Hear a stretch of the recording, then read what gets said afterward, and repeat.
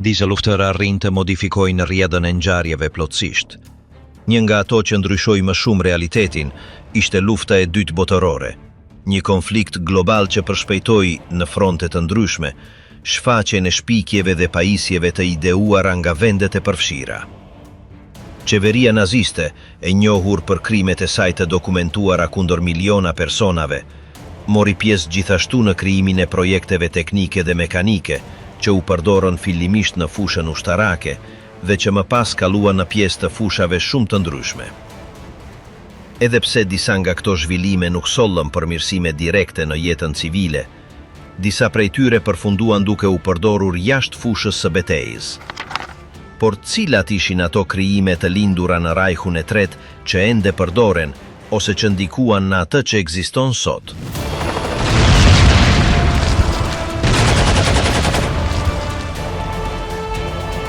Panzerfaust, arma e gjepit që transformoi luftën moderne. Gjatë viteve të fundit të luftës së dytë botërore, kur Rajhu i Tretë po fillonte të shpërbëjë në presionin e avancimit sovjetik në lindje, Gjermania u mbështet në një zgjidhje të shpejtë, vdekje prurëse dhe ekonomike për të ndaluar sulmin e tankeve armike. Rezultati ishte Panzerfaust, një lloj tubi me përdorim të vetëm, i pajisur me një kokë lëndë shpërtyese të zbrazët, i projektuar për të operuar edhe nga fshatar, fëmijë të rekrutuar ose të moshuar të folkshturmit. Ndryshe nga lëshuesit e raketave të mëparshëm, përdorimi i tij ishte aq i thjesht sa të drejtohej dhe të shkrehej në një distancë të shkurtër. Kostoja e tij e ulët dhe prodhimi masiv bën të mundur që të shpërndahej me mijëra, me shpresën për të frenuar mjetet e blinduara sovjetike që po i afroheshin Berlinit. Edhe pse kishte një rreze shumë të kufizuar dhe gjuajtësi ekspozohej pas shkrepjes, fuqia e tij shkatëruese ishte e frikshme për tankistët armiq. Kur një kokë Panzerfaust godiste parzmoren e një T-34, mund të shponte atëve të shpërfente brendësinë e tij. Kështu u bë një nga lëshuesit e parë vërtet të lëvishëm dhe vdekjeprurës të ngarkesave të zbrazta në histori. Projekti i Panzerfaust ishte i zgjuar në thjeshtësinë e tij brutale. Ai përbëhej nga një tub metalik i hedhshëm, i ngarkuar paraprakisht me një kokë shpërtyese në formë konike, e montuar mbi një shufër stabilizuese. Kjo kokë përmbante një eksploziv të formuar që përqendronte të gjithë energjinë e tij në një pikë të vetme, duke i mundësuar të shponte blindazhin më të trashë të kohës. Aktivizohej me një ndezës goditjeje, gjë që e bënte efektiv vetëm në distancë të shkurtër. Modelet më të avancuara, si Panzerfaust 60 dhe 100, mund të arrinin objektiva deri në 100 metra. Trajnimi ishte pothuajse inekzistent. Mjaftonte të dinit të vendosnit armën mbi shpatull, të hiqnit siguresën, të rreshtonit shënjestrat dhe të shtypnit këmbëzën. Kjo e ktheu Panzerfaustin në mjetin e preferuar të dëshpërimit gjerman në frontin lindor, duke u shpërndar masivisht te civilet e armatosur gjatë javëve të fundit të Rajhut. Ndikimi i Panzerfaust nuk përfundoi me luftën. Edhe pse u krijua si një armë hedhshme dhe emergjente, projekti i saj hodhi themelet për të gjithë lëshuesit antitank modern. Koncepti i një tubi të lehtë, të lëvizshëm dhe të operuar nga një ushtar i vetëm, ndikoi drejt për drejt në zhvillimin e mëvonshëm sovjetik. Duke analizuar mbetjet e Panzerfaustit, inxhinierët rusë zhvilluan RPG-2, një evolucion që mbajti idenë bazë, por e përmirësoi atë me rreze dhe saktësi më të madhe. Ky model do të zëvendësohej shpejt nga RPG-7, i cili u bë arma antitank më e shpërndarë e shekullit të 20. RPG-7, megjithse më komplekse se Panzerfaust, ruan thelbin e saj, një kokë me ngarkesë të zbrazët e lëshuar nga shpatulla me aftësi për të shpuar blindazet. E prezantuar nga ushtria sovjetike në vitin 1961, ajo kishte një sistem shtytjeje më të sofistikuar, stabilizues të paloshëm dhe një projekt të ripërdorshëm. U përdor nga më shumë se 40 vende, në vjetra konflikte, nga Vietnami deri në Siri, dhe prodhimi i saj vazhdon të jetë aktiv në shumë vende sot. Arsyeja e jetëgjatësisë së tij qëndron në koston e ulët, besueshmërinë dhe lehtësinë e përdorimit. Ndryshe nga raketat e drejtuara ose sistemet e rënda, një RPG mund të mbahet në shpinë nga një luftar i vetëm, gati për të shkrepur dhe për të zhdukur në sekonda. Kjo taktik, e njohur si godit dhe ik, e ka origjinën e saj konceptuale në betejat urbane të Berlinit të vitit 1945, ku përdoruesit e Panzerfaust fshieshin në ndërtesa të rënuara për të sulmuar tanke në distancë të shkurtër, dhe më pas për të shpëtuar përmes kalimeve të improvizuara. Përveç RPG-7, lëshues të tjerë perëndimor si M72 Low amerikan ose AT4 suedez, do qënë të njëjtën logjik projektimi. Të gjithë ndajnë me Panzerfaust iden për t'i dhënë mundësi një ushtari të vetëm me një mjet të aftë për të shkatëruar mjete të blinduara, pa pasur nevojë për mbështetje artillerie. Eve sot, ushtrit moderneve, grupet e paregullta vazhdojnë të përdorin këto parime në konflikte asimetrike. Në zona si Ukraina, Iraku apo Gaza, përdorimi i lëshuesve antitank portativ vazhdon të jetë i zakonshëm, dhe shumë nga këto projekte datojnë drejt për drejt në përvojën dhe konceptin origjinal të Panzerfaust. Trashëgimia teknologjike e Panzerfaust shkon përtej vetarmës. Ajo përfaqësonte një mënyrë për të demokratizuar aftësinë shkatërruese në fushën e betejës. Nuk ishte më e nevojshme të kishe një pjesë artillerie të rënd ose stërvitje të avancuar ushtarake për të ndaluar një tank.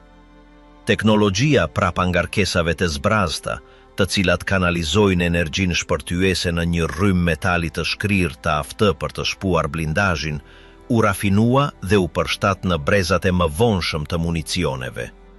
Aktualisht, ky parim përdoret gjithashtu në kokat shpërtyese të raketave antitank më të sofistikuara, si dhe në ngarkesa të caktuara të përdorura nga gjenierët për të hapur shkelje në strukturat e fortifikuara. Panzerfaust ishte një përgjigje e dëshpëruar ndaj një disfate të pashmangshme, por gjithashtu shënoi fillimin e një faze të re në luftën tokësore. Projekti i saj transformoi përgjithmonë mënyrën se si këmsoria përballej me mjetet e blinduara. Sot, ndikimi i saj vërehet në çdo RPG të përdorur në konfliktet aktuale. Një ide e lindur mes rënojave dhe dëshpërimit, përfundoi duke modeluar armatimin modern, duke demonstruar se eve shpikjet më të errëta të së shkuarës janë ende të pranishme në zhvillimin ushtarak bashkëkohor. Me 163 Komet, eksperimenti nazist që hapi rrugën për gjuajtësit aktual. Në vitet më intensive të konfliktit, inxhinierët gjerman prezantuan një model revolucionar në historinë e aviacionit ushtarak. Messerschmitt me 163 Komet. Ishte avioni i pari shtyr nga raketa i përdorur në betejë, dhe një nga projektet më ambicioze brenda programit nazist të armatimit eksperimental. Fluturimi i tij inaugurues u zhvillua në 1 shtator të vitit 1941, megjithse nuk hyri zyrtarisht në shërbim deri në vitin 1944. I projektuar nga inxhinieri bavarez Alexander Lippisch, me 163 ishte një përpjekje drejt për drejt për të thyer barierën teknologjike përballë dominimit ajror aleat, duke zhvilluar një aeroplan të aftë për të tejkaluar shpejtësi të papërfytyrueshme deri në atë moment. Komet u ndërtua me një strukturë shumë kompakte dhe pa rrota uljeje konvencionale. Shtytja sigurohej nga një motor rakete HWK 109-509A2, i ushqyer nga 2 karburante jashtëzakonisht të rrezikshme, T-stof dhe C-stof. Ky kombinim ishte shumë gërrijes dhe shpërthyes, gjë që e ktheu avionin në një rrezik si për armiqtë e tij, ashtu edhe për pilotët e tij. Shpejtësia maksimale zyrtare e arritur ishte 624 milje në orë, një rekord në atë kohë. Kjo shpejtësi u arrit nga piloti i provave Heini Dittmar në tetor të vitit 1941, duke tejkaluar për herë të parë 600 milje në orë në fluturim të drejtë.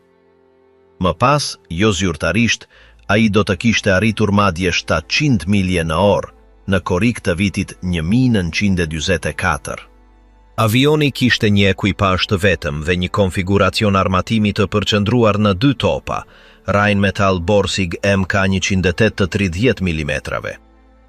Misioni i tij kryesor nuk ishte të përballej me gjuajtësit armiq në luftime ajrore tradicionale, por të përgjonte bombarduesit aleat në lartësi të madhe si B-17 Flying Fortress, B-24 Liberator ose Lancaster britanik. Në total, i atribuohen 16 rëzime të konfirmuara, duke përfshirë avion jashtëzakonisht të shpejt si Mosquito, i cili deri atëherë mezi mund të arrihej nga modelet e tjera të Luftwaffes. Me 163 operonte ndryshe nga çdo gjuajtës tjetër.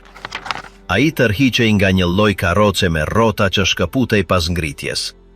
Ulja bëhej drejt për drejt në trupin e avionit, gjë që kërkonte një manovër të saktë dhe të rrezikshme. Ky kufizim strukturor i shtuar në autonominë e tij prej vetëm 7 minutash fluturimi me shtytje, kushtëzonte shumë kapacitetin e tij taktik. Pasi mbaronte karburanti, piloti duhej të planifikonte kthimin e tij në tokë pa asnjë gabim. Këto kushte bën që avioni, pavarësisht fuqisë dhe shpejtësisë së tij, të ishte gjithashtu shumë i prekshëm, veçanërisht gjatë uljes. Përveç rreziqeve operacionale, vetë karburanti ishte përgjegjës për humbje të shumta në mesin e pilotëve. Përzierja ishte aq agresive sa mund të shkaktonte vdekje të menjëhershme nëse binte në kontakt me lëkurën ose ndodhte një rrjedhje në sistem. Llogaritet se të paktën 9 pilot vdiqën në aksidente të lidhura me Me-163, duke përfshirë reshterin Siegfried Schubert, i cili ra në të njëjtën ditë që arriti 2 fitoret e tij të fundit ajrore. Vet Lippisch deklaroi se nëse dikush fuste një gisht në lëng, mbetej vetëm kocka. Në betej, efektiviteti me 163 ishte i kufizuar. Edhe pse performanca e tij ishte mbreselënse në letër, në praktik, autonomia e tij e ulët, rrezikshmëria e tij e brendshme dhe mungesa e shkathësisë e kthyen atë në një bast të rrezikshëm. Nga afërsisht 370 aparate të ndërtuara, vetëm disa hyn realisht në betej. Pjesa tjetër mbeti si prototip ose u ruajt në magazin. 9 njësi u rrëzuan nga gjuajtësit armiq, shumica P-51 Mustang dhe të paktën një u rrëzuan nga një P-47 Thunderbolt. Pavarësisht kufizimeve të tij, Comet ishte një përparim i dukshëm në historinë e aviacionit, duke qenë i vetmi avion raketi përdorur si gjuajtës përgjues. Aktualisht, asnjë njësie me 163 nuk është ende operative. 10 ekzemplar ruhen në muzeet e aviacionit në Gjermani, Shtetet e Bashkuara, Mbretërinë e Bashkuar, Kanada dhe Australi. Të gjithë janë në ekspozit statike për shkak të kompleksitetit të restaurimit të tyre dhe rrezikut potencial që do të sillte rikthimi i tyre në kushte fluturimi. Një nga modelet më të njohura është numri i serisë 191.301, që gjendet në Muzeun Kombëtar të Ajrit dhe Hapësirës Smithsonian, në qendrën Udvar Hazy të Chantilly, Virginia. Pavarësisht se ishte një projekt i dështuar në terma operacional, me 163 la një gjurmë teknike domethënëse. Shtytja e tij nga raketa, aerodinamika e tij e pa precedent dhe aftësia e tij për ngjitje vertikale frymëzuan hulumtime të mëvonshme në fushën e fluturimeve eksperimentale. Në veçanti, shërbeu si bazë konceptuale për modele së Bell X1 dhe X5, si Bell X1 dhe X15 në Shtetet e Bashkuara, të përdorura nga NASA për të studiuar fluturimet supersonike dhe suborbitale. Trupi i tij aerodinamik dhe projekti i tij kompakt u bën referenca për testimet në tunele e re dhe për optimizimin e performancës së prototipave hapësinor. Sot, teknologjitë e rrjedhura nga Me-163 aplikohen në testet e shtytjes së avancuar, duke përfshirë sistemet e ngritjes me asistencë dhe platformat eksperimentale për fluturime të shkurtra në lartësi të madhe.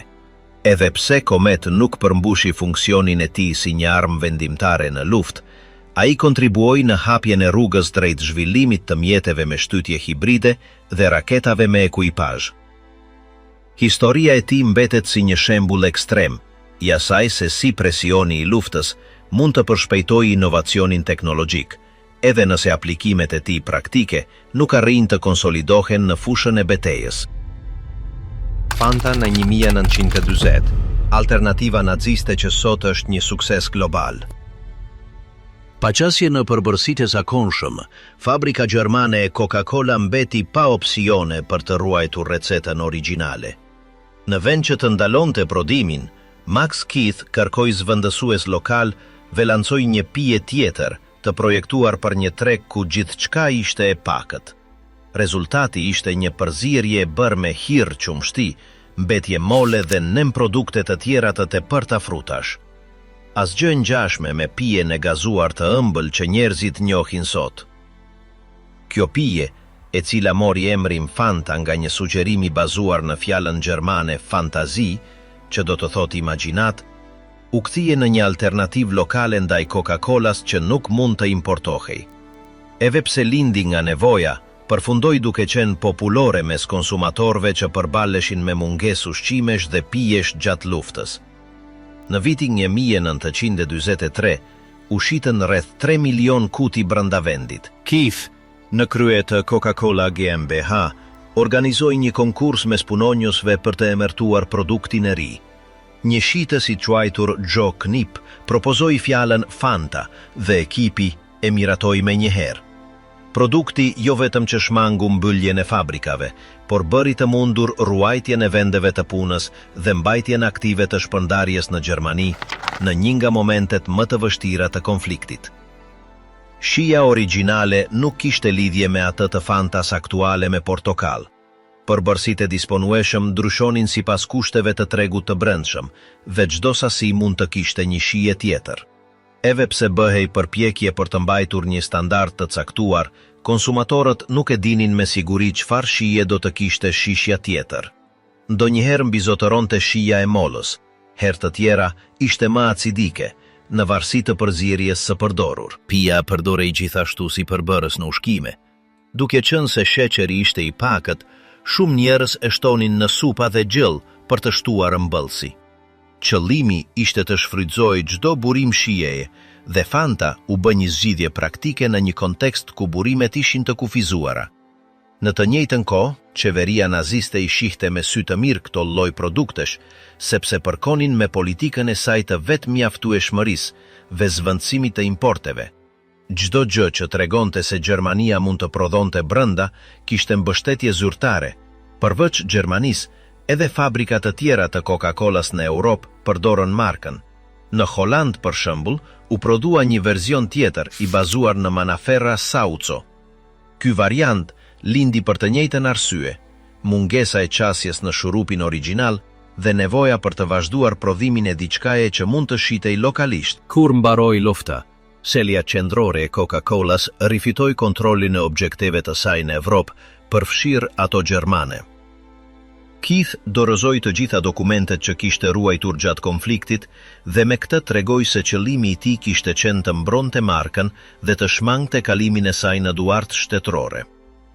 Fal këtij menaxhimi, kompania kishte ende fabrika funksionale, rrugë shpërndarjeje aktive dhe një farë njohjeje mes konsumatorëve, gjë që lehtësoi riaktivizimin e mëvonshëm.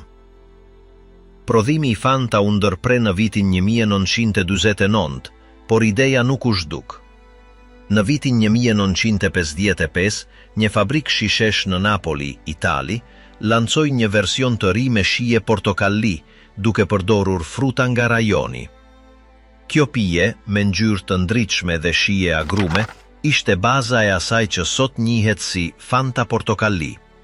Suksesi i saj në Itali bëri që Coca-Cola të zgjeronte shpërndarjen në vende të tjera evropiane dhe më vonë në rajone të tjera. Në vitin 1960, kompania bleu zyrtarisht markën Fanta me të gjitha të drejtat e saj.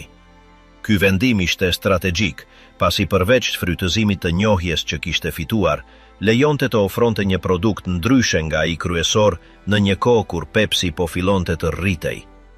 Me Fanta, Coca-Cola mund të diversifikonte ofertën e saj dhe të vazhdonte të konkuronte në të njëjtin treg. Lancimi i Fanta Portokalli shënoi gjithashtu një ndryshim drejtimi. Nuk ishte më një pije e improvizuar me çfarë të gjendej, por një produkt i përgatitur me përbërës të zgjedhur për të tërhequr konsumatorët. Që atëherë dolën versione të reja të përshtatura për çdo vend. Në Japoni, për shembull, u shitën shije si pjepër ose kos. Në Brazil u shfaq Fanta me guarana. Në Meksik, Fanta Colita me shije chamchagzi u bë një nga më populoret. Në Afrikë, disa shije si ananas ose rush pa fara përfaqësuan deri në 70% të shitjeve në vende të caktuara. Në Indi, përveç asaj klasikes me portokall, u shtuan versione si mango jeshile të menduara për shijen lokale. Në Kinë, varietetet me mol jeshile dhe shalqiri u rritën më shumë se 30% ndërmjet 2015 dhe 2018. Në nivel komercial, Fanta u pozicionua si një pije argëtuese, me fushata të drejtuara ndaj të rinjve. Një nga më të njohurat ishte ajo e Fantanas në vitet 2000, me modele që përfaqësonin çdo shije. U publikuan gjithashtu reklama me personazhe të animuar dhe shishe në formë spirale për të tërhequr vëmendjen në rafte. Në 2015, Fanta përfshiu strategji digjitale me një aplikacion celular që kombinonte lojra dhe promovime. Qëllimi ishte të lidhej me adoleshentët përmes platformave që ata tashmë përdornin. Në të njëjtin vit, u prezantuan shije speciale për festimet si Halloween, me ngjyra të errëta dhe dizajne tematike për të tërhequr më shumë interes. Jo të gjitha fushatat funksionuan pa probleme. Në Gjermani, një reklam që i referohej kohërave të vjetra kur u krijua Fanta, u tërhoq, për shkak se la jashtë kontekstin e regjimit nazist. Në Mbretërinë e Bashkuar, një reklam tjetër me fraza të lidhura me vdekjen mori ankesa nga publiku. Në fushatat të tjera, u vu në dyshim përdorimi i modeleve me trupa të idealizuar, ose përpjekja për të përdorur gjuhë rinore pa natyralitet. Pavarësisht kësaj, marka mbeti e fortë. Sot Fanta shitet në më shumë se 190 vende dhe ka më shumë se 100 shije të ndryshme. Versioni me portokall vazhdon të jetë më popullori, me rreth 70% të shitjeve globale. Ajo është gjithashtu marka e dytë më e rëndësishme brenda portofolit të Coca-Colas, vetëm pas produktit kryesor. Me prani të vazhdueshme në dyqane, supermarkete, restorante dhe makina shitse, Fanta u konsolidua si një pije e njohur, veçanërisht mes adoleshentëve dhe të rinjve.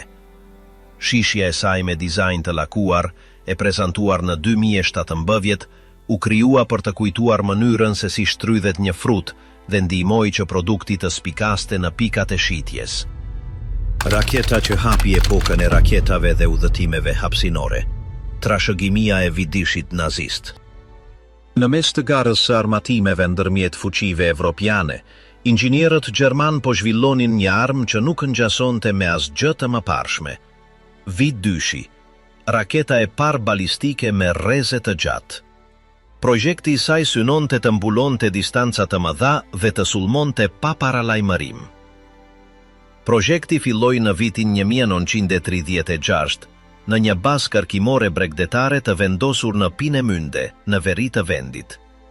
Drejtimi teknik i takonte një inxhinieri të ri të quajtur Werner von Braun, i cili së bashku me qindra specialist filloi të ndërtonte armën më të avancuar të kohës së tij. Ndryshe nga bombat e hedhura nga avionët, vidyshi ngrihej vetëm me një motor të shtyr nga alkooli dhe oksigjeni i lëngshëm, kalonte 80 kilometra lartësi dhe zbriste me shpejtësi supersonike, duke e bërë të pamundur përgjimin sapo të ishte në ajër. Lëshimet e para provë ndodhën në vitin 1942. Një prej tyre ishte veçanërisht i suksesshëm dhe konsiderohet fluturimi i pari një objekti të krijuar nga njeriu që doli nga atmosfera e tokës. Edhe pse ende kishte gabime në saktësi, komanda naziste vendosi të vazhdonte me prodhimin e saj. Fabrikimi u zhvendos në fabrika nëntoksore si ajo e Mittelwerk, ku mijera të burgosur nga kampi i përqendrimit Dora Mittelbau u detyruan të montonin pjesët në kushte brutale. Shumë vdiqën nga raskapitja, keq trajtimi, ose mungesa e ushqimit. Pavarësisht kostos njerëzore, programi vazhdoi. Në shtator të vitit 1944, raketat e para V2 u lëshuan kundër Londrës. Shpërthimi I njerit prej tyre në Chiswick shënoi fillimin e një faze të re në luftë. Në total, më shumë se 1300 raketa u shkrepën drejt kryeqytetit britanik, duke shkaktuar vdekjen e mijëra civilëve. Ato u lëshuan gjithashtu mbi qytetet e Belgjikës dhe Francës. Edhe pse efekti I tij ushtarak ishte I kufizuar në krahasim me bombardime tradicionale, ndikimi psikologjik ishte I madh. Popullsia nuk mund t'i shihte ose dëgjonte raketat para se të shpërthenin, gjë që krijonte një ndjenjë pafuqie dhe frike. Autoritetet aleate nuk kishin asnjë mënyrë për t'i përgjuar, kështu që objektivi I vetëm I mundshëm ishte gjetja dhe shkatërimi I bazave të lëshimit. Në fund të luftës, me Gjermanin të mundur, aleatët konkurruan për të vënë dorë mbi teknologjinë gjermane. Sovjetikët arritën të kapnin disa instalime në lindje, por ishin amerikanët ata që morën pjesën më të madhe të pajisjeve dhe stafit teknik. Në emrin e koduar Operacioni Paperclip, qindra shkencëtar u transferuan në fshehtësi në Shtetet e Bashkuara. Mes tyre ishte Werner von Braun, I cili pak më vonë filloi të punonte për ushtrinë amerikane. Njohuritë e tij rreth raketave V2 u përdorën për të zhvilluar raketa të reja dhe më pas për të filluar programet hapësinore. Në vitet e para të luftës së ftohtë, inxhinierët amerikanë përdorën pjesë reale të V2-shit në provat e tyre. Një nga eksperimentet e para u lëshua nga New Mexico në vitin 1946 dhe arriti një lartësi rekord për atë kohë. Në disa raste u vendosën edhe kamera në bord për të marrë imazet e para të tokës nga hapësira. Kjo shënoi fillimin e një gare që do të kalonte nga qëllimet ushtarake në objektivin për të arritur planete të tjera.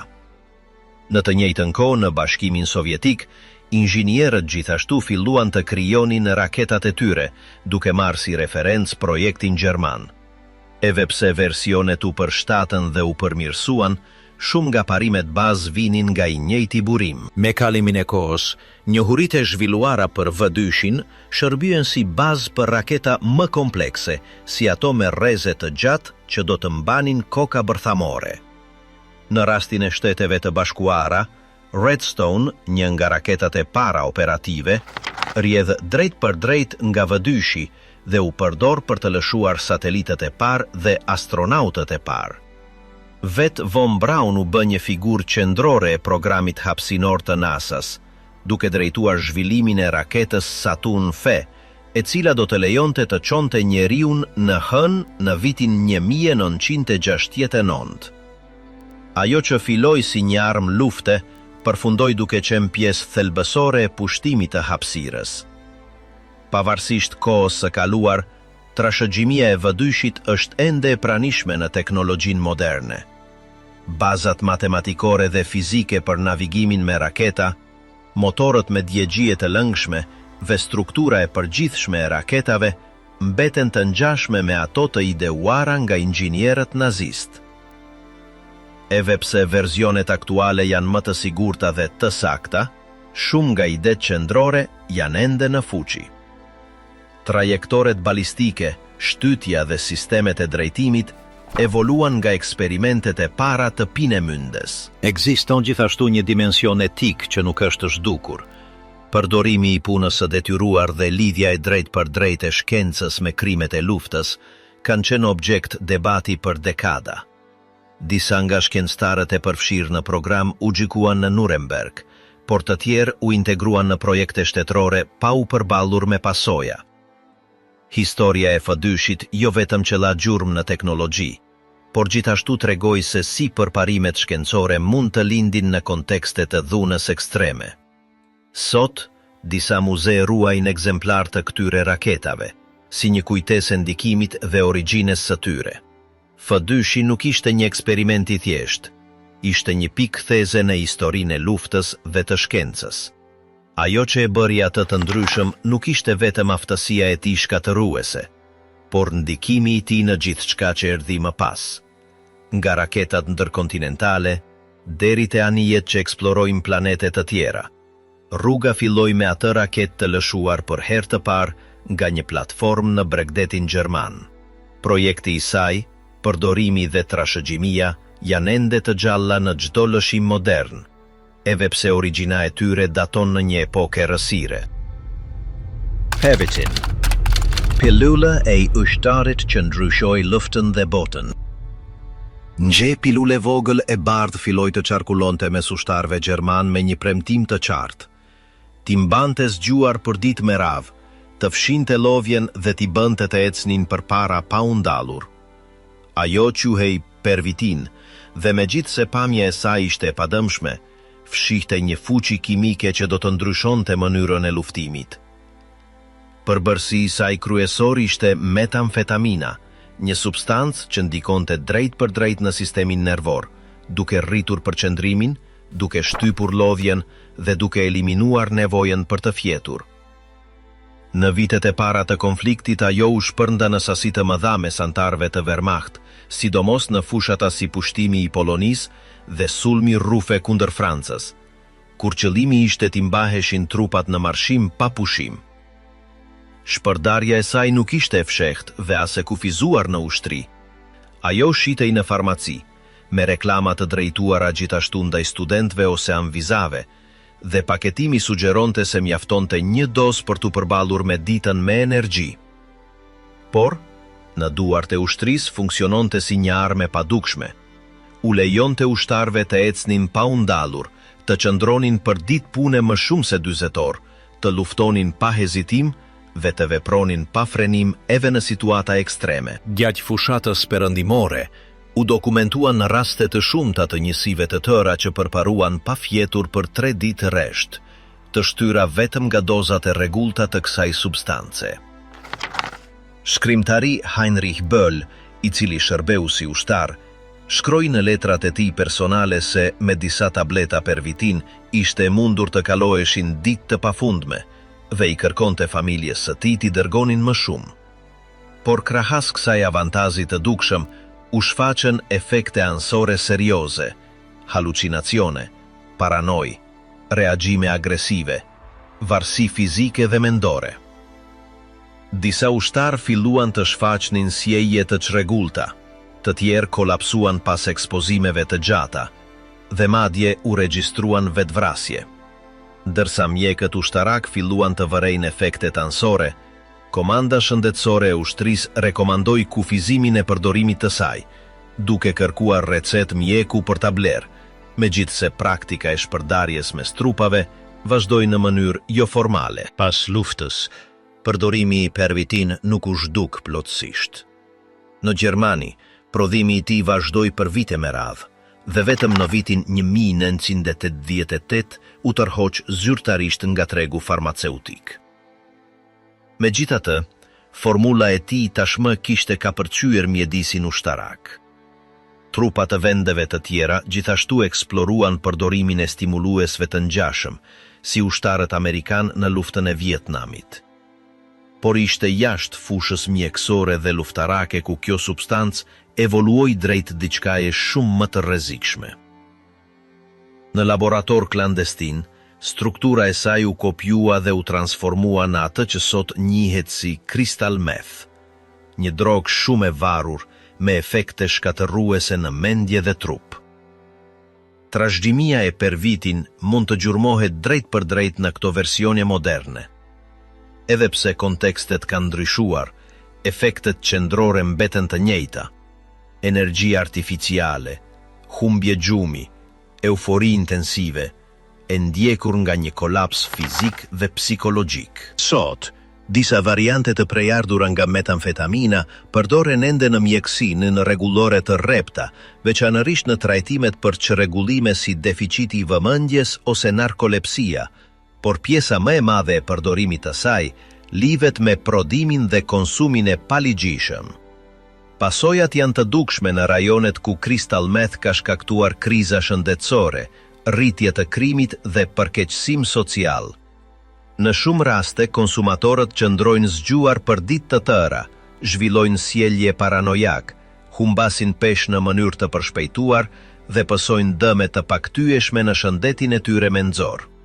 Droga, që dikur shtyu trupat naziste të kalonin kufijt pa fjetur, sot shtyn mijëra njerëz drejt situatave të braktisjes dhe dëshpërimit. Është një trashëgimi që filloi me një tablet të paketuar për ushtarët e Rajhut të Tretë, e projektuar për të fituar luftëra pa pushim, dhe që përfundoi duke u kthyer në një nga drogat sintetike më shkatërruese të botës moderne. Edhe pse uniformat dhe fushat e betejës kanë ndryshuar, substanca prapa impulsit mbetet gjallë në laborator të paligjishëm, në klinika, në rrugët e shumë vendeve. Historia e Pervitin nuk u varos në vitin 1945. Ajo thjesht ndryshoi formë dhe skenë.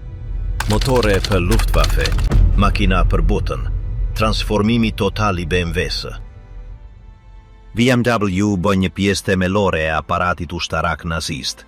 Fabrikat e saj u fokusuan në prodhimin e motorëve për avion si BMW 801 dhe BMW 003, të dy të përdorur nga Luftwaffe, si dhe motocikleta si R75, e cila ishte projektuar posaçërisht për të operuar në kushte të vështira fal sajtkarit të saj me tërheqje.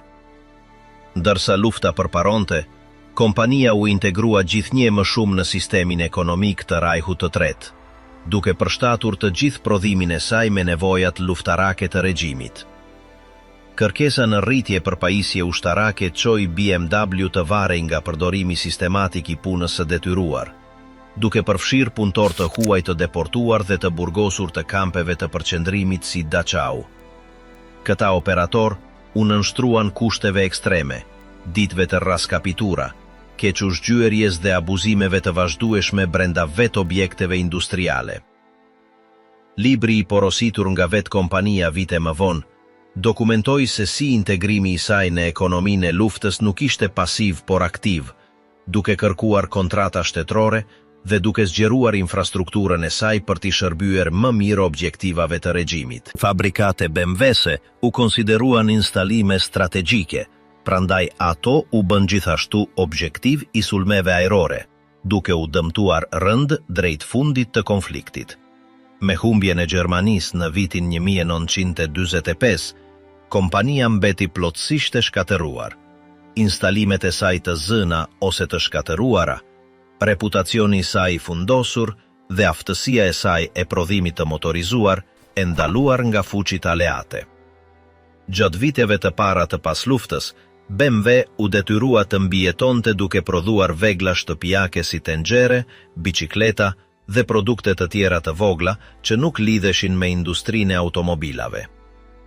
Nuk ishte deri një vitin 1948 kur arriti të merrte autorizimin për të rifilluar prodhimin e motocikletave, me modele të thjeshta që mezi fillonin të gjeneronin të ardhura. Në vitin 1952 u lancua automobili i parë pas luftës, BMW 501, një sedan luksos që shënoi kthimin e kompanisë në sektorin e automobilave.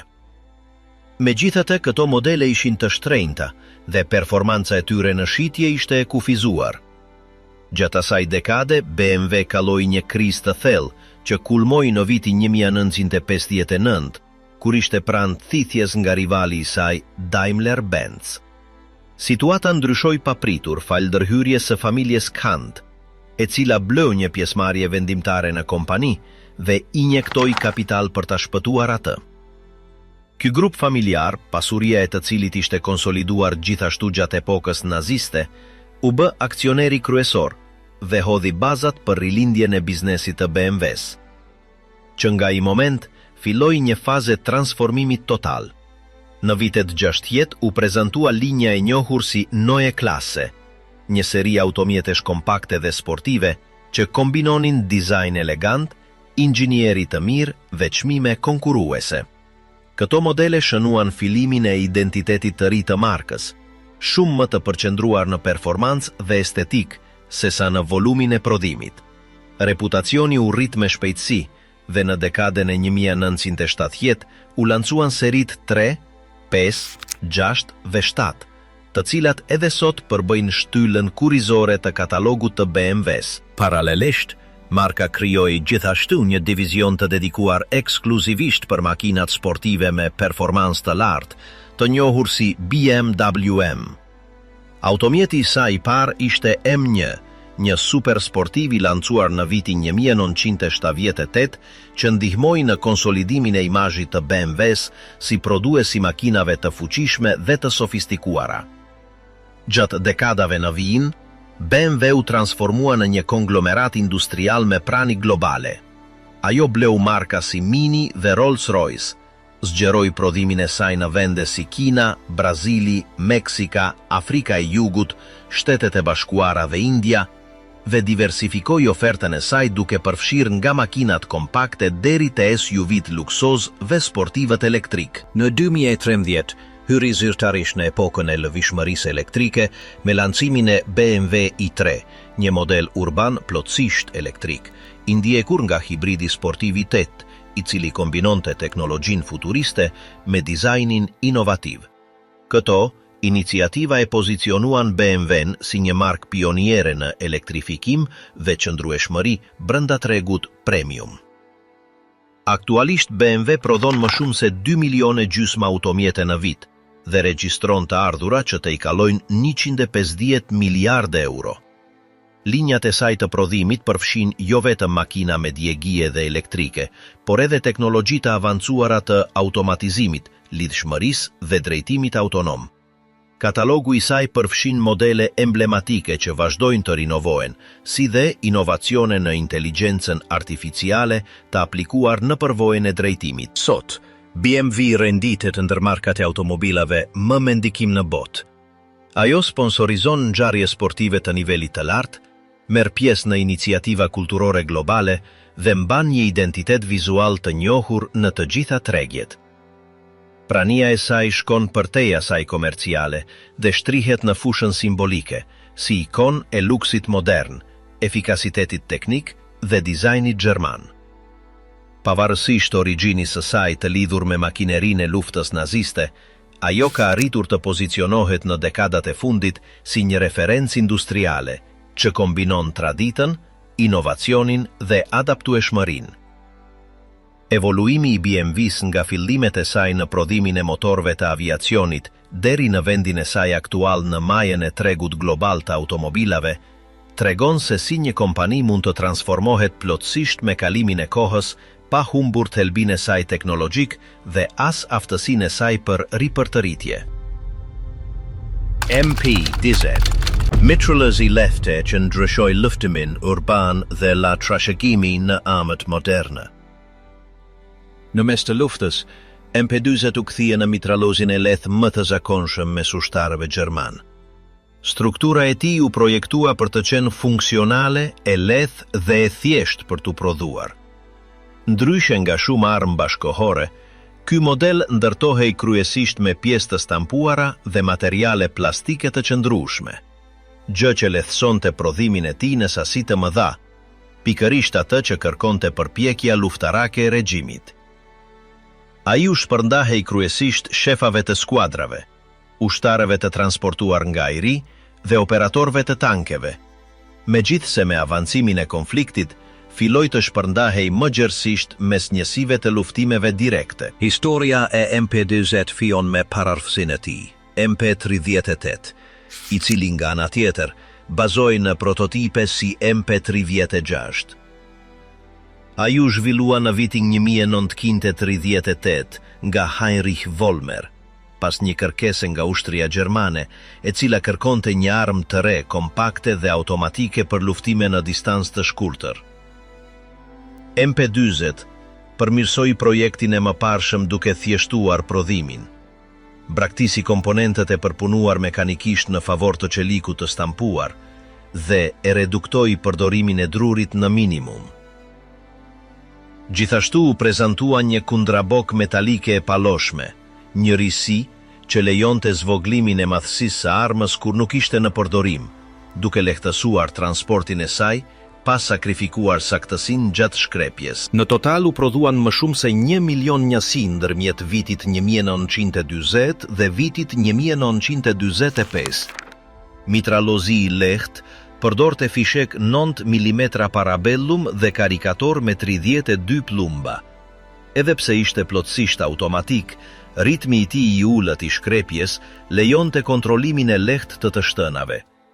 Megjithatë, karikatori i tij me ushqim të thjesht ishte i prirur të dështonte nëse ndotej me dhe ose përdorej si dorez, gjë e cila ishte shprehimisht e ndaluar gjatë stërvitjes. Arma përfshinte një shufër mbështetëse në nëntyt për ta stabilizuar gjatë shkrepjes nga automjetet, ndërsa lufta përparonte dhe lufta urbane bëhej më e shpesht, veçanërisht pas takimit me ushtrinë e kuqe në betejë si ajo e Stalingradit, kufizimet e pushkëve konvencionale gjermane u bën të dukshme përballë mitralozave sovjetik si PPSH-41. Kjo bëri që MP-20 të merrte edhe më shumë rëndësi, duke u shpërndar masivisht njësive sulmuese. Lehtësia e tij e përdorimit, transportueshmëria dhe besueshmëria në distanca të shkurtra e kthyen atë në një armë kyçe për luftën moderne. Pas konfliktit, mijëra MP-20 u kapën ose u rishpërdan nga aleatët dhe përfunduan në duart e ushtrive dhe grupeve paramilitare në të gjithë botën. Në Norvegji, për shembull, u përdor zyrtarisht deri thellë në vitet 90. Ndikimi i tij ishte i qartë në modelet e mëvonshme si Star Z-45 në Spanjë, Zastava M56 Jugoslav dhe Vigneron belg, i cili madje ndante të njëjtin karikator. Ai frymëzoi gjithashtu armë më të njohura, si PPS-43 sovjetike, AK-47 me verzionin e tij me kundrabok të paloshme, Uzi izraelit dhe Sterling britanik. Kombinimi i funksionalitetit, dizajnit të thjeshtë dhe efikasitetit të prodhimit e ktheu MP-20 në një model për t'u ndjekur. Trashëgjimia e tij vazhdon deri më sot në mitralozët e lehtë modern, jo vetëm si referencë historike, por si shembull i asaj se si një armë mund të përcaktojë llojin e luftimit që zhvillohet. Ndikimi i tij në inxhinierin ushtarake dhe në evolucionin e armatimit të lehtë është i pamohueshëm, duke e konsoliduar atë si një nga mitralozët e lehtë më me ndikim të shekullit të 20. Volkswagen, nga makina e rajhut të tretë në ikonën globale të lëvishmërisë popullore. Në Gjermaninë naziste të viteve 30, regjimi inciti krijimin e një automobili të përballueshëm për punëtorin mesatar. Ideja u integrua në programin Kraft durch Freude, forca përmes gëzimit, një nismë propagandistike që synonte të projektonte mirëqenie brenda shoqërisë. Bazuar në këtë koncept, inxhinierit Ferdinand Porsche ju caktua projekti i një makine funksionale, ekonomike dhe të adaptueshme ndaj nevojave të popullit gjerman.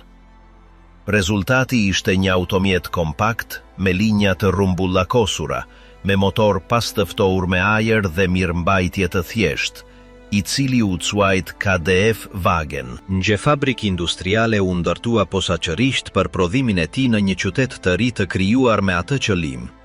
Ky vendbanim, i njohur më vonë si Wolfsburg, do të bëhej selia e Volkswagen. Më shumë se 300.000 qytetarë u regjistruan në një program kursimi për të blerë makinën, por prodhimi masiv nuk u realizua kur para fillimit të luftës së dytë botërore. Me shpërthimin e konfliktit, fabrika u rikonvertua për të prodhuar automjete ushtarake të derivuara nga projekti origjinal, si Kübelwagen, i destinuar për transportin e trupave, dhe Schwimmwagen, një verzion amfibi përshtatur për zona me kënet ose lumenj. Të dy modelet, megjithse të thjeshta në pamje dhe me fuqi të ulët, u dëshmuan të jenë të besueshme dhe të dobishme në front. Projekti i lehtë, tërheqja efikase dhe lehtësia e riparimit në kushte ekstreme, u dha natyre një avantazh logjistik.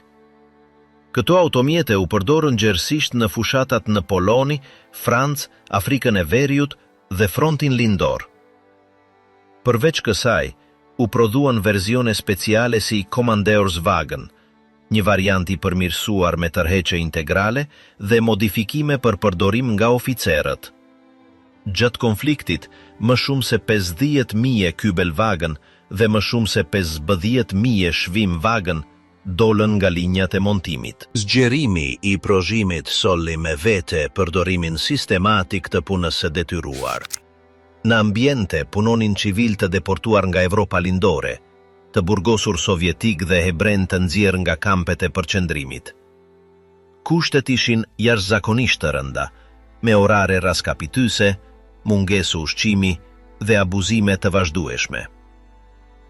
Për gratë shtatësina ose ato që lindnin brenda kompleksit, ekzistonin instalime gjoja të dedikuara për kujdesin e fëmijëve, të cilat në të vërtet funksiononin si hapësira neglizhence ku shumica e të porsalindurve nuk mbjetonin. Me përfundimin e luftës, instalimet mbetën rëndë të dëmtuara, por ende funksionale në strukturën e tyre teknike.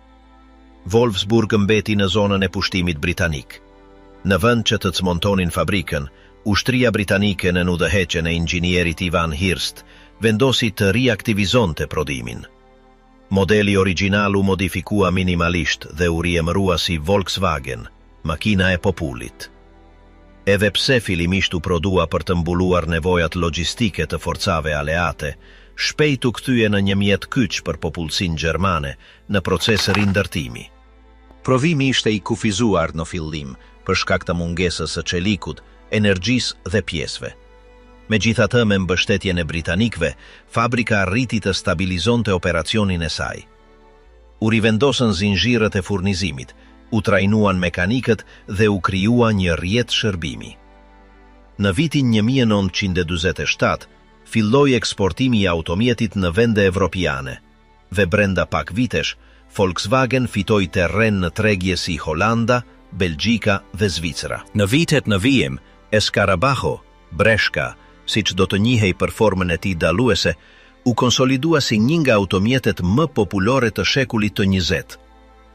Thjeshtësia e tij teknike, kostoja e ulët dhe rezistenca mekanike e bën atë tërheqës për miliona përdorues në të gjithë botën.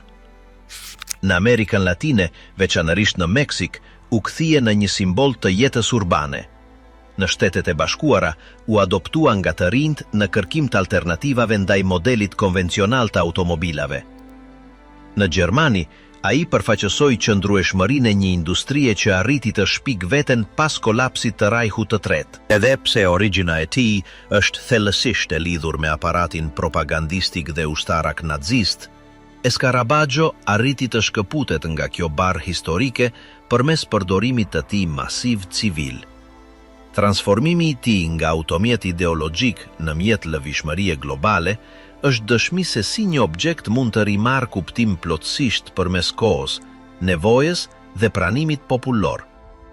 Volkswagen si markë evoluoi paralelisht, duke kaluar nga të qenit një fabrik në shërbim të një regjimi autoritar, në kthimin në një nga prodhuesit kryesor të automobilave në botë.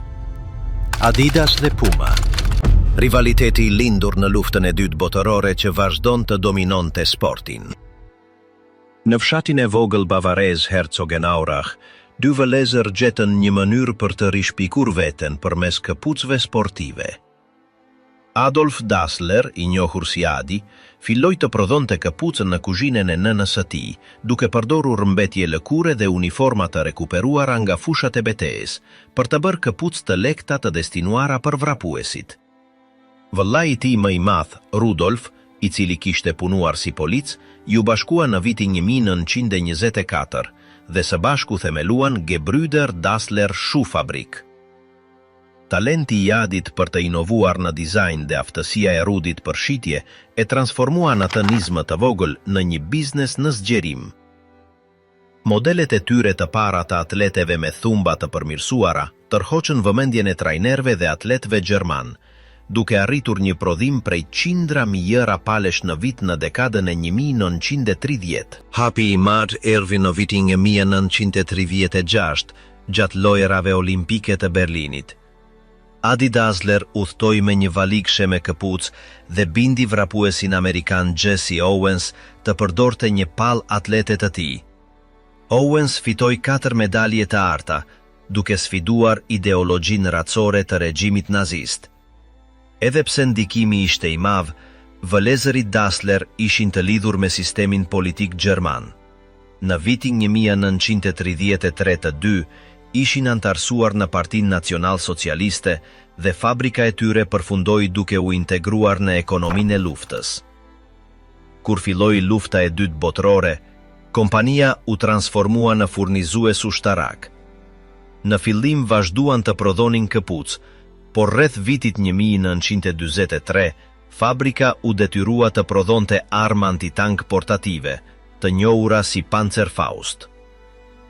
Punëtor të shumë të detyruar, duke përfshirë të burgosur të huaj, u dërguan në fabrik, e cila u bë e vetmja e këpucëve sportive aktive në Gjermani në shërbim të Wehrmacht. E vetmja e këpucëve sportive aktive në Gjermani në shërbim të Wehrmacht. Tensionet mes vëllezërve u rritën. Ata jetonin me familjet e tyre në të njëjtin qati dhe grindjet ishin të vazhdueshme. Episodi vendimtar ndodhi në vitin 1943 gjatë një bombardimi aleat, kur Adi murmuroi, "Ja ku po vijnë sërish ato dera?" Edhe pse i referohej avionëve armiq, Rudi e kuptoi si fyrje ndaj familjes së tij. Që nga ai moment, mosbesimi ishte i paktjeshëm. Në vitet e fundit të luftës, Adi u rekrutua si operator radio, por u kthie në fabrik sepse konsiderohej më i dobishëm atje. Rudi, në të kundërt, u dërgua në frontin lindor dhe më pas u ndalua nga Gestapo në ndyshimin për dezertim, megjithse mbjetoi deri në fund të konfliktit. Në vitin 1945, trupat amerikane ishin gati të shkatëronin fabrikën, të kthyer në instalim ushtarak. Sipas dëshmive kete, gruaja e Adit, i bindi ushtarët se ishte një fabrik këpucësh sportive dhe kujtoi se aty ishin prodhuar atletet me të cilat Owens kishte triumfuar në Berlin. Ndërhyrja shpëtoi instalimet dhe pushtuesit amerikan u kthyen në disa nga klientët e parë të pasluftës. Marrëdhënia mes vëllezërve nuk ishte më shpëtim. Në proceset pasuese të denazifikimit, Adi dhe Rudi dëshmuan kundër njëri tjetrit. Adi u sankcionua me një ndalim të përkohshëm për të drejtuar kompani, megjithëse shpejt e te i kaloi atë. Rudi u burgos në një kamp amerikan dhe u lirua në vitin 1948. Në të njëjtin vit, ai u largua përfundimisht nga kompania e përbashkët. Mori me vete një pjesë të punëtorëve dhe themeloi markën e tij në bregun jugor të lumit Aurach, të cilën e quajti Puma. Një vit më vonë, Adi regjistroi zyrtarisht markën Adidas në bregun verior. Herzogenaurach mbeti e ndar. Adidas dhe Puma u kthyen në punëdhënës rival, dhe banorët identifikoheshin me njërin ose tjetrën kompani. Ajo u quajt madje qyteti i jakave të përkulura, sepse para se të përshëndeteshin, fqinjët shikonin këpucët e personit tjetër për të ditur besnikërinë e tij. Edhe klubet lokale të futbolit mbetën të rreshtuara. Njëri i sponsorizuar nga Adidas dhe tjetri nga Puma. Në vitet e para pas luftës, Adidas u ngrit më shpejt. Adi u përqendrua në inovacionin teknik, bashkëpunoi me trajner dhe atlet, dhe në vitin 1954, kombëtarja e futbolit e Gjermanisë Perëndimore fitoi Kupën e Botës duke përdorur këpucë Adidas me thumba të ndërrueshëm, gjë që konsolidoi markën në nivel ndërkombëtar. Gjatë viteve 60, Adidas ishte tashmë furnizuesi kryesor global i këpucëve sportive. Puma rritej me ritme më të ngadalta, por gjeti hapësirën e saj duke nënshkruar kontrata me figura kyçe. Në vitet 60, Eusebio i çoi këpucët Puma King në majën e futbollit evropian, dhe në vitin 1970, Pelé ishte protagonisti goditjes publicitare më të kujtuar. Para një shkelme filestare në Kupën e Botës në Meksik, ai u përkul për të lidhur këpucët e tij Puma përpara miliona shikuesve, duke thyer një pakt verbal midis dy markave. Ndikimi ishte i menjëhershëm dhe forcoi strategjinë e Puma për të investuar në atlet të njohur. Kjo periudhë u njoh si luftërat e atleteve. Adidas mbështeste skuadra të tëra, ndërsa Puma investonte në figura individuale. Padit ligjore për patentat dhe mosmarrveshjet ishin të shpeshta, në një konkurencë që te i kalonte sportin. Fëmijët e themeluesve trashëguan kontrolin. Horst Dassler e zgjeroi Adidas në Francë dhe më pas në tregje të tjera, dërsa Armin Dassler e konsolidoi Puma pas vdekjes së babait të tij në vitin 1974. Pavarësisht disa kontakteve mes brezave të rinj, ndarja mbeti e paprekur. Gjatë viteve 70 dhe 80, Adidas u diversifikua drejt modës sportive globale dhe Puma u përshtat me kulturën urbane. Me kalimin e kohës, të dyja kompanit pushuan së qeni në duart e drejt për drejta të familjes Dassler dhe u kthyen në korporata ndërkombëtare. Rivaliteti megjithatë vazhdoi në shkallë globale. Sot Adidas është kompania më e madhe e veshjeve dhe këpucëve sportive në Evropë dhe e dyta në botë, vetëm pas Nike. Selia e saj vazhdon të jetë në Herzogenaurach, por operon në të gjithë planetin, me të ardhura vjetore që te i kalojnë 20 miliard euro. Puma, megjithse më e vogël, mban prani në më shumë se 120 vende dhe është një nga markat sportive më të njohura, me fokus të fortë në futboll dhe modën rinore. Historia e Adidas dhe Puma tregon se si një konflikt familjar në kohë lufte dha origjinën e dy gjigantëve global. Ajo që filloi si një punishte e vogël, përfundoi duke u kthyer në dy korporata që vazhdojnë të përballen në stadiume, rrugë dhe tregje në të gjithë botën. Enigma, nga lufta botërore në Kryptonin Digital. Në fillim të shekullit të 20, nevoja për të mbajtur mesazhet sekrete u bë vendimtare për sigurinë ushtarake. Gjermania zhvilloi një makinë shifruese të quajtur Enigma, e cila funksiononte me një mekanizëm rotorosh elektrik të aftë për të ndryshuar shkronjat e futur në tastier. Sa herë që një operator shtypte një tast, sinjali kalonte nëpër disa disqe që rrotulloheshin vazhdimisht dhe shkronja që rezultonte nuk ishte kurrë e njëjta edhe nëse përsëritej e njëjta hyrje.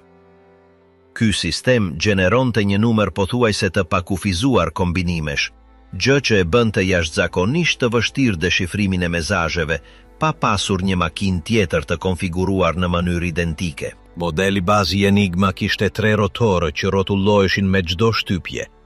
Rrima elektrike kalonte nëpër ato disqe, reflektohej në një komponent të quajtur reflektor dhe kthehej nëpër një rrugë tjetër, duke prodhuar më shumë ndryshime. Përveç kësaj, ajo përfshinte një tabel lidhjesh që lejonte shkëmbimin e çifteve të shkronjave, duke rritur kompleksitetin. Më vonë u shtuan më shumë element, si një rotor i katërt në disa modele ushtarake, gjë që shumë fishonte mundësitë. Sekreti ishte te çelësi i përbashkët, pozicioni i rotorëve, rendi i kablove dhe konfigurimi i tabelës. Vetëm ai që kishte saktësisht të njëjtën dispozit mund të deshifronte mesazhin. Megjithatë, makina kishte një kufizim që do të ishte thelbësor për aleatët. Asnjë shkronjë nuk mund të shifrohej si vetë ajo. Kjo mbrojtje e dukshme u kthye në një pikë të dobët. Gjermanet kishin besim të plot te Enigma dhe e përdornin atë për të koordinuar operacionet në frontin toksor, ajror dhe detar. Çdo ditë ndryshoheshin çelësat, gjë që detyronte kriptografët armiq të fillonin nga e para në përpjekjet e tyre. Në fillim të luftës, matematikanet polak kishin arritur përparime të rëndësishme, por me rritjen e kompleksitetit të sistemeve, puna kaloi në duart e britanikëve në një qendër sekrete të vendosur në Bletchley Park. Atje punonte Alan Turing, një matematikan i ri që tashmë kishte propozuar koncepte teorike të makinave të afta për të kryer llogaritje universale. Roli i tij do të ishte vendimtar. Në Bletchley, Turing dhe ekipi i tij projektuan një makinë të quajtur bombe. Qëllimi i saj ishte të eksploronte kombinimet e mundshme dhe të hiqte poshtë shpejt ato që nuk përputheshin me modelet e zbuluara në mesazhet gjermane. Detyra nuk ishte e thjeshtë, pasi vëllimi i mundësive ishte i madh, por fal këtij mjeti u arrit të zvogëllohej koha e nevojshme për të gjetur çelësinë e saktë të ditës. Operatorët e inteligjencës britanike përfitonin nga përsëritjet e zakonshme në mesazhe, si fraza rutin të përdorura nga gjermanet, gjë që ndihmonte në kufizimin edhe më tej të opsioneve. Me këtë metodë, në mes të vitit 1940 mund të lexoheshin tashmë mesazhe të Luftwaffe, dhe më vonë u arrit komunikimi detar kyç për t'u përballur me kërcënimin e nëndeceve në Atlantik. Ekipi i Turingut, i njohur si HUT-8, u specializua në deshifrimin e mesazheve detare gjermane.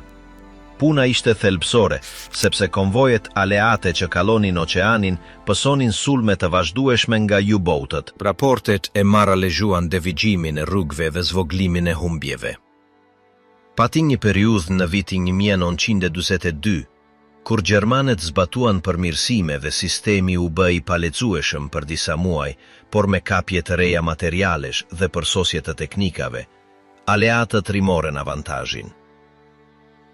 Turing zhvilloi gjithashtu një metodë shtesë të quajtur banburismus, e cila lejonte zvoglimin edhe më tej të kombinimeve të mundshme, dhe më vonë ideoi një sistem të cilin e quajti Turingjeri për të punuar me një makinë tjetër shifruese gjermane, Lorenz, e përdorur për komunikime të nivelit të lartë. Në vitin 1942, Turing udhëtoi në Shtetet e Bashkuara për të bashkëpunuar me shërbimet e inteligjencës dhe për të shpjeguar funksionimin e bombes.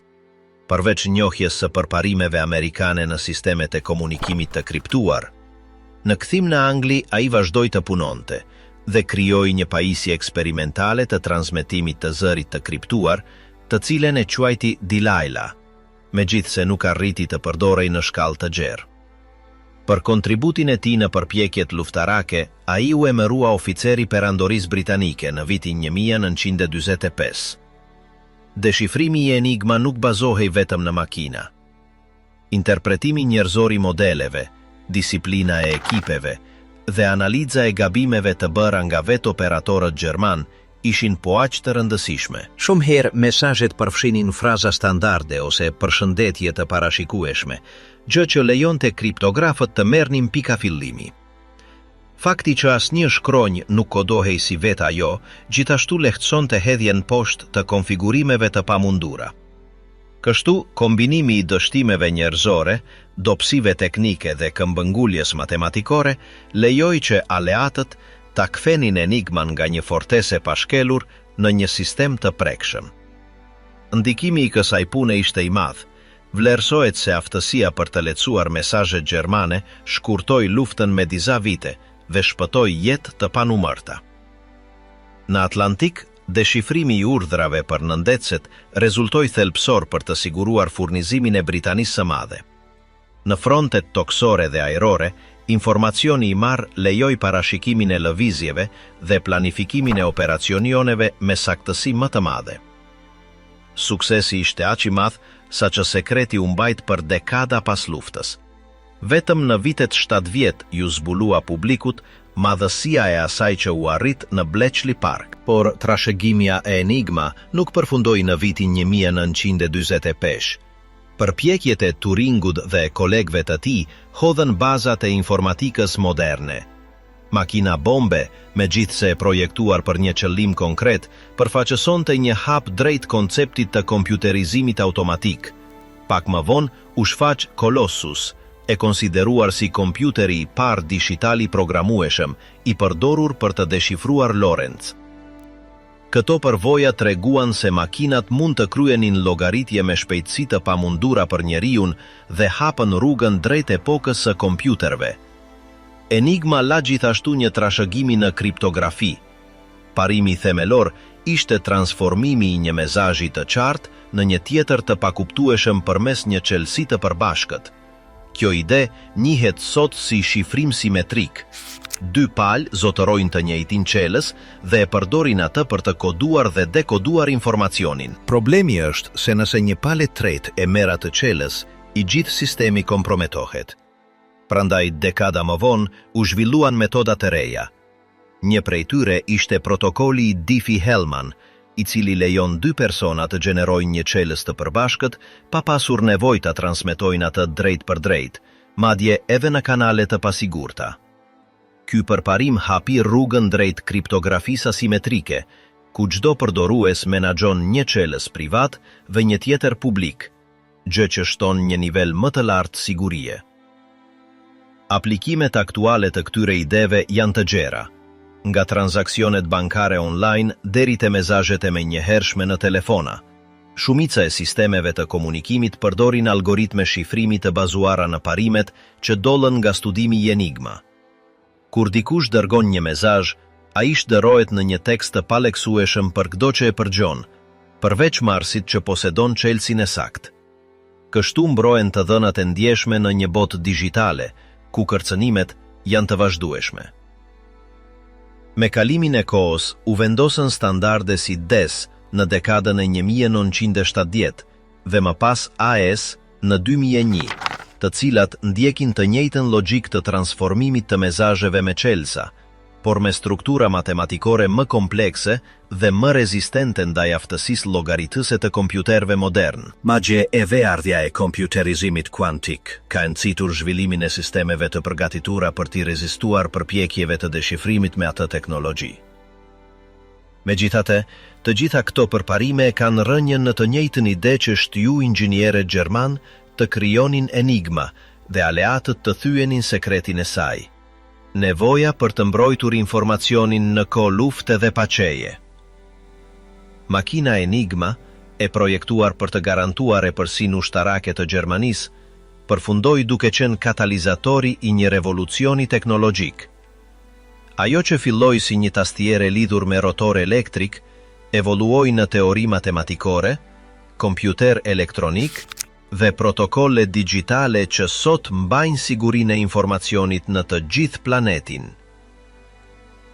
Puna e Turingut dhe atyre që punuan në Bletchley Park jo vetëm që ndryshoi rrjedhën e luftës së dytë botërore, por gjithashtu përcaktoi të ardhmen e komunikimit të sigurt. Nga një pajisje e vogël mekanike me kablo dhe disqe, lindi kriptografia moderne që mbron çdo transakcion dhe çdo të dhënë në jetën e përditshme të miliona njerëzve. Ora gjermane që kalojnë nga betejë në jetën e përditshme. Në vitet para luftës së dytë botërore, Gjermania kishte tashmë një traditë të gjatë orësh. Në Saksoni, qyteti i Glashütte kishte fituar famë ndërkombëtare fal punës së Ferdinand Adolf Lange, themeluesit të shtëpisë A. Lange i Zöne, ndërsa në Pforzheim, më në perëndim, u shfash një kompani tjetër që shpejt do të merrte rëndësi, Lako Durove. Të dyja fabrikat ishin të destinuara të luanin një rol kyç gjatë konfliktit, duke prodhuar orë ushtarake me precizion të lartë, që pas luftës u transformuan në modelet që popularizuan orën e dorës të fortë dhe funksionale që mbajmë sot në kyçinë e dorës. Historia fijon në vitin 1845, kur Ferdinand A. Lange themeloi një punishte orësh në Glashütte me idenë për të modernizuar industrinë gjermane të orëve. Pasardhësit e tij e mbajtën kompaninë në këmbë për dekada, duke u specializuar në orë xhepi dhe kronometra të cilësisë së lartë. Megjithatë, me përparimin e shekullit të 20 dhe ardhjen e viteve 30, panorama ndryshoi rrënjësisht. Gjermania po përgatitej për luftë dhe kërkesa për orë precize për aviacionin ushtarak u rrit me shpejtësi. Ishte në atë kontekst që A. Lange i Zöne, së bashku me shtëpi të tjera si Stova, Vempe apo Lako, mori porozin për të prodhuar orët e vëzhgjimit të njohura si bi-uren, pjesë të mëdha, deri në 55 mm, të dizajnuara për pilotët e Luftwaffe. Këto orë kishin karakteristika shumë specifike, fytyra të zeza me numra të mdhenj dhe luminishente, shigjeta të mbimadhe për t'u lehtësuar edhe në kabinat e errëta, dhe një kuror të madhe që lejonte rregullimin e tyre me doreza të veshura. Ato ishin më shumë instrumente navigimi se sa orë të thjeshta, të menduara për të sinkronizuar misionet ajrore dhe për të llogaritur rrugët në fluturimet e natës. Kalibrat e Lange, veçanërisht 48 dhe 48.1, ishin zemra e shumë prej këtyre orëve ushtarake, të cilat shquheshin për saktësinë e tyre edhe në kushte ekstreme. Ndërkohë në qytetin e Pforzheim, firma Lako Durov, e themeluar në vitet 20, por rritej me shpejtësi. Kompania prodhonte lëvizje dhe orë të plota, dhe gjatë luftës u zgjodh gjithashtu si furnizuese e orëve të aviatorit për Luftwaffe. Lako Beuren vlerësoheshin po aq sa ato të glashytes për rezistencën dhe saktësinë e tyre kronometrike. Mijëra pilot gjerman banin këto orë në kyçet e dorës gjatë operacioneve me rreze të gjatë. Lufta megjithatë la plagë të thella. Në maj të vitit 1945, glashyte u bombardua nga trupat sovjetike dhe selia kryesore e Lange u shkatërua, ndërsa Pforzheim pësoi sulme ajrore që shkatëruan më shumë se 80% të qytetit. Pas kolapsit të Rajhut të tretë, të dyja historit morën drejtime të ndryshme.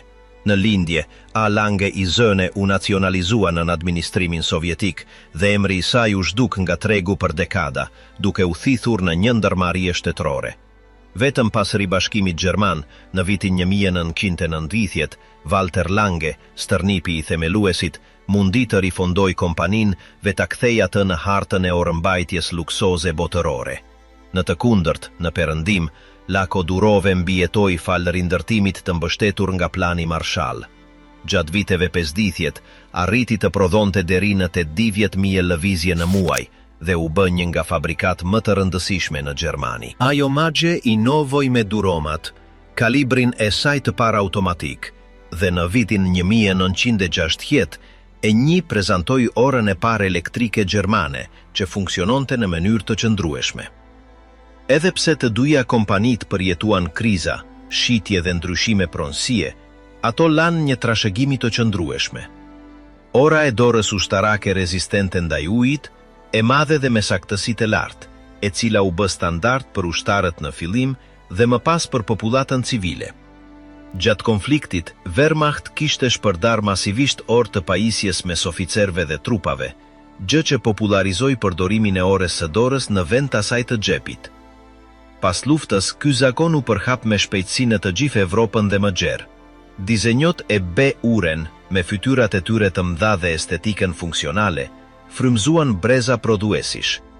Edhe pas luftës, orë të ngjashme pajisjesh vazhduan të prodhoheshin për ushtrit e të gjithë botës. Sot, si A Lange i Zëne, ashtu edhe Lako kanë rikuperuar dhe riinterpretuar ato modele historike. Lange u kthye në tregun e orëmbajtjes së lartë në vitet 90, me pjesë luksoze që kujtojnë traditën e saj, ndërsa Lako rilancoi disa edicione të orëve të pilotit të viteve 40, të cilat vazhdojnë të jenë shumë populore mes koleksionistëve dhe adhuruesve. Transformimi i këtyre orëve të pajisjeve ushtarake në aksesor të përditshëm ishte befasues. Në pas luftë, veteranët ktheheshin në shtëpitë e tyre duke përdorur ende orët e tyre të fushatës, të cilat shpejt u bën pjesë e vezhjes civile. Ai tranzicion i ktheu orët ushtarake në një mod masive. Sot, ideja e një ore rezistente, të lehtësueshme dhe të besueshme, trashëgimi direkte e Wehrmacht dhe Luftwaffe, vazhdon të jetë e vlefshme si në orët për përdorim ushtarak, ashtu edhe në modelet e rrugës. Aktualisht, A Lange në Zëne prodhon vetëm disa mijëra pjesë në vit, secila e montuar me dorë dhe e konsideruar një krye vepër e orëmbajtjes luksoze, ndërsa Lako është konsoliduar si një firmë që kombinon traditën artizanale me orë pilot moderne të frymzuara nga modelet e saj historike. Në të dy rastet, dizenjot e luftës së dytë botërore janë ende pjesë qendrore e identitetit të tyre. Kështu, një instrument që lindi në fushat e betejës dhe në kabinate avionëve ushtarak, përfundoi duke shënuar jetën e përditshme të miliona njerëzve.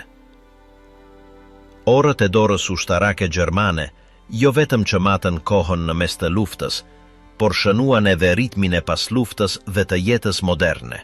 Sot, duke parë kyçin e dorës dhe duke parë një orë rezistente ndaj ujit, me saktësi të lartë dhe estetik funksionale, është e pamundur të mos njohësh se origjina e saj daton në Glashytte dhe Pforzheim, në ato fabrika që një ditë punuan për ushtrinë gjermane dhe që, me kalimin e kohës, u transformuan në simbole të cilësisë dhe traditës orëmbajtëse. Misioni i nates që lindi në Reich. Në fazën përfundimtare të konfliktit, kur trupat gjermane tashmë po humbinin terren, u shfaq një pajisje pazakont e krijuar për të ofruar një avantazh gjatë natës. Bëhej fjalë për ZG-1229 Vampir, një sistemi vizionit infratkuq IR aktiv që instalohej mbi pushkën sulmuese STG-24. Projekti I tij ishte përgjegjësi e kompanisë AEG, së bashku me Institutin Kërkimor të Reichspost, ndërsa prodhimi I tij u bën nga firma Ernst Leitz GmbH. U prodhuan vetëm disa qindra njësi, të menduara për ta kthyer luftarin në një qellues nate, I njohur si Nachtjager. Pajisja përfshinte një qellues infratkuq dhe një projektor me filtr që lëshonte dritë të padukshme për syrin e njeriut.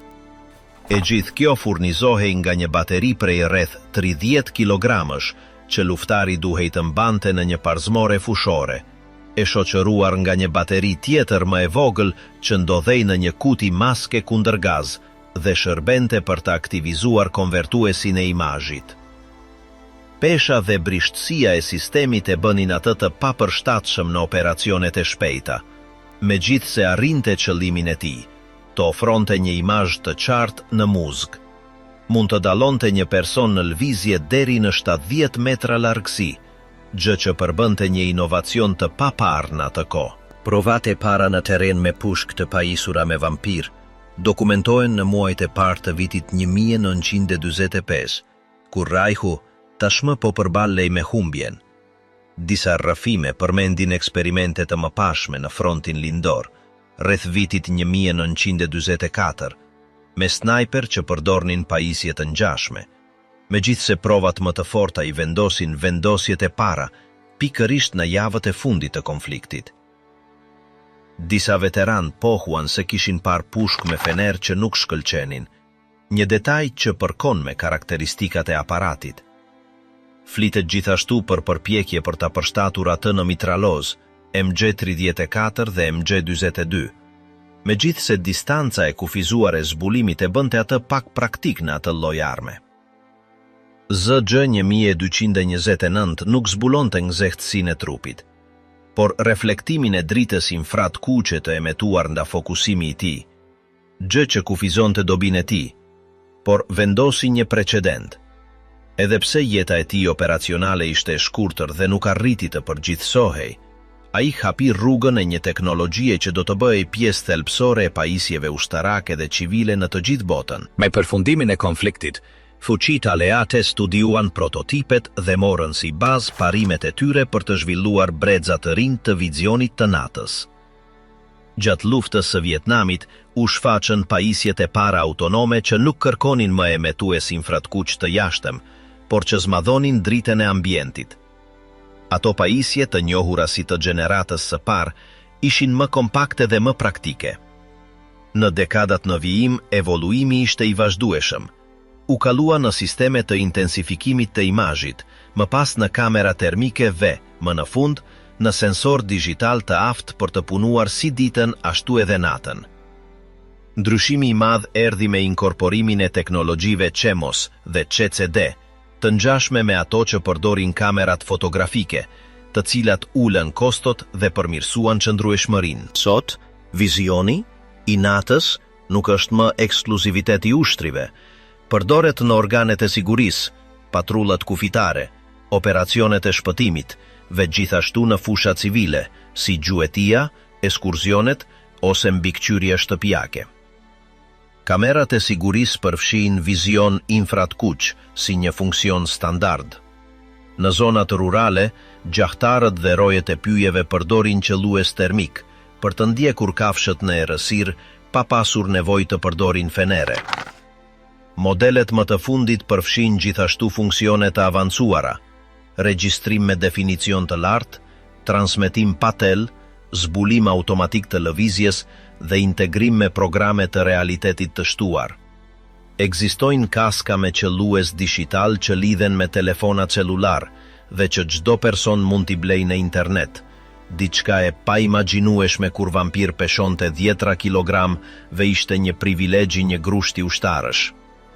Ajo që në vitin 1945 ishte një eksperiment i kufizuar në disa pushk sulmi, përfundoi duke evoluar në një teknologji globale. Parimi bazi vampir, lëshimi i infratkuqve dhe përkthimi i reflektimit të tij në një imazh të dukshëm, hapi një rrugë që çoi në pajisjet kompakte dhe multifunksionale, që sot bëjnë diferencën në operacionet ushtarake, në trupat policore, në detyrat e shpëtimit dhe madje edhe në jetën e përditshme. Gjatë këtij udhëtimi, u bë e qartë se edhe pas 80 vjetësh, shumë nga idetë, armët, substancat, teknologjitë dhe markat që u shfaqën në Rajhun e Tretë nuk u zhdukën me rënien e regjimit. Disa objekte ndryshuan formë, të tjerat u përshtatën me tregun civil, dhe disa evoluan derisa u integruan plotësisht në jetën tonë të përditshme. Ajo që filloi si pjesë e një makinerie lufte dhe kontroli, vazhdon të jetë e pranishme, ndonjëherë pa e ditur ne. Kjo trashëgjimi teknike, praktike ose tregtare, nuk mund të ndahet nga konteksti i saj i origjinës, por as nuk mund të mohohet qëndrueshmëria e saj. Ato gjurmë, diskrete apo të dukshme, janë ende aty, duke na kujtuar se e kaluara nuk mbetet gjithmonë pas. Shpesh transformohet, ridizajnohet dhe mbijeton në vendet më të papritura.